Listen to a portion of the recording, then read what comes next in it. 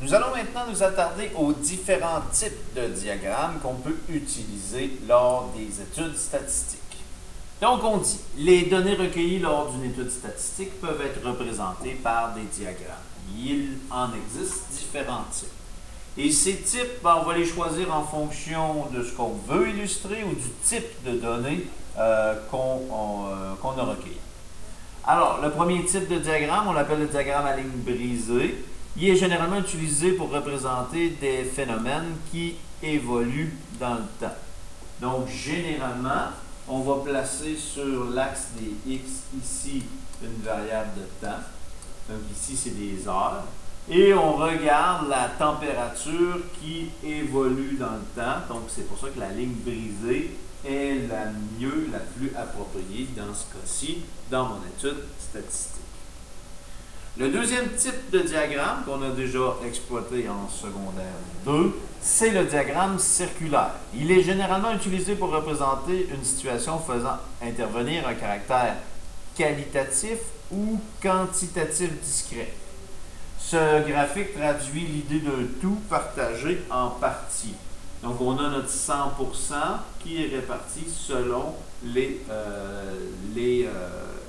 types ici de saison, la saison préférée. Donc, on a les 4 saisons. Puis, on regarde les pourcentages ici associés à chacun. Donc, le pourcentage ou l'angle au centre ici dépend du pourcentage qui lui est associé.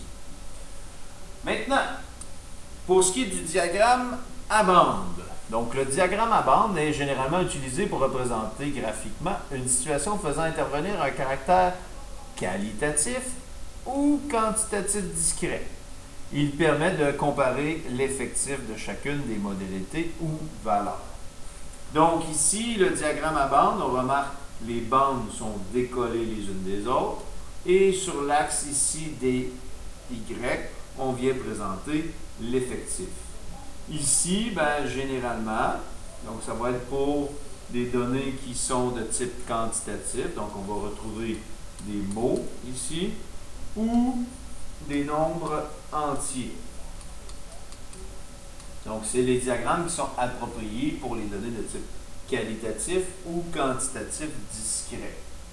Donc ici, ce sont des moyens de transport. Donc, on a demandé quel est le moyen de transport utilisé et on l'a illustré avec des bandes qui présentent l'effectif ici en venant lire à la hauteur ici de la bande. Le diagramme qui va attirer plus notre attention en secondaire 3, c'est l'histogramme. Donc, l'histogramme permet de représenter graphiquement des données qui sont groupées en classes. Donc, on a appris à faire un tableau groupé en classes. L'histogramme, c'est le graphique qui est le mieux adapté justement pour pouvoir présenter ce type de tableau.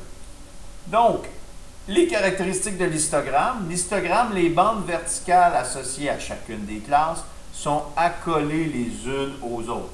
Donc, il n'y a pas d'espace entre chacune des bandes ici, contrairement au diagramme à bande.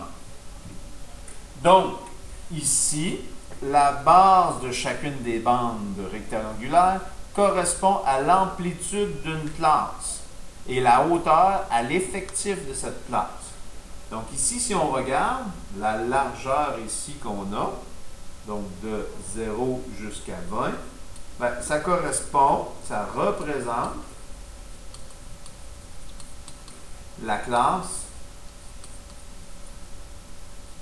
de 0 inclus à 20 exclus. Donc, on fait le parallèle ici. Donc, les extrémités ici du rectangle correspondent à une classe. Donc, ici, dans le fond, si on dit l'argent de poche mensuel, ici, on représente les élèves qui reçoivent entre 0 et 20 $ exclus à l'intérieur d'un mois. Ici, on représente les élèves qui ont eu entre 20 et 40, 40 à 60, 60 à 80, 80 à 100, 100 à 120 et 120 à 140. Remarquez qu'on ne place pas les crochets ici dans le bas, mais on fait placer une graduation sur notre axe, comme ça, ici. Et sur la hauteur de la bande ici, donc la hauteur de la bande ici, ça correspond à l'effectif. Donc ici, de 0 à 20 $, on a environ 21 élèves, donc un effectif de 21. Donc il y a environ 21 élèves qui ont reçu entre 0 et 20 $. Donc 21 ici, ici environ 65 élèves ont reçu entre 20 et 40 $, et ainsi de suite. Bon. De façon générale, même la première bande est collée ici sur l'axe, mais de façon exceptionnelle, on peut effectuer une coupure d'axe sur l'axe horizontal si la première classe ne débute pas à 0. Donc de façon générale ici, on commence à 0.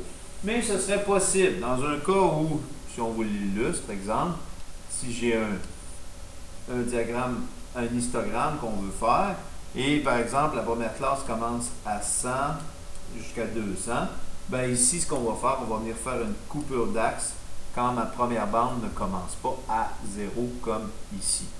Donc, ça pourrait être possible de faire une coupure d'axe ici dans mon histogramme. Et quand c'est possible, on commence vraiment à 0 ici, dans le coin de notre histogramme. Donc, voici les caractéristiques d'un histogramme, et c'est ce diagramme qu'on devra maîtriser au niveau de la construction. Vous verrez avec l'exemple qui va suivre.